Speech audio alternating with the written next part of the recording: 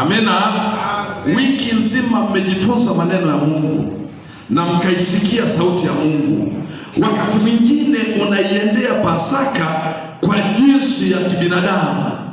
Kama unaenda kwa jinsi ya kibinadamu, huna tumaini la uzima ndani yako, na ndio maana inakufanya ukaumia ukaenda na mambo mengine. Lakini walio na tumaini, kitabu cha Warumi sura ya 8, mistari mirefu tu, bila mimi nitasoma michache, kianza mstari wa kwanza mpaka ule wa 17.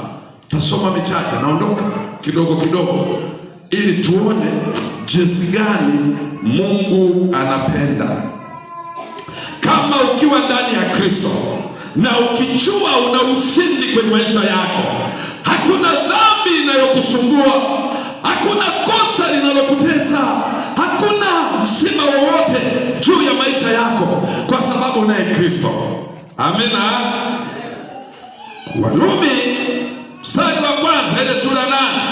Sasa basi hakuna hukumu ya adhabu juu yao walio katika Kristo Yesu.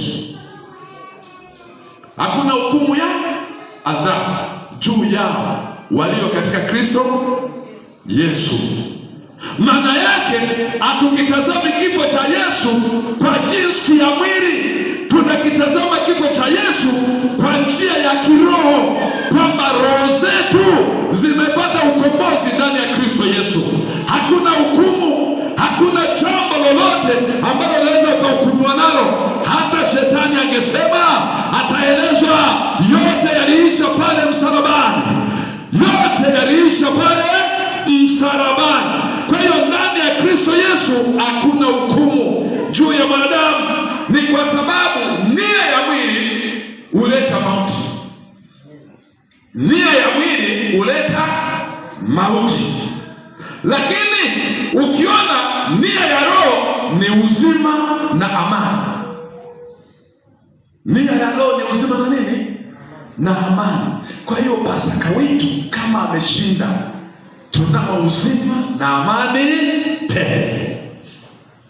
Ndio maana tunafurahi ndani ya Yesu Kristo. Uzima na amani vinatawala. Kwa hiyo ukisoma pale taratibu kwenye kitabu hiki cha Warumi, utaona mambo ambayo Mungu aliyafanya. Mstari wa 9 anasema, lakini Roho wa Mungu anakaa ndani yenu, ninyi hamuufuati mwili, bali mwaifuata Roho.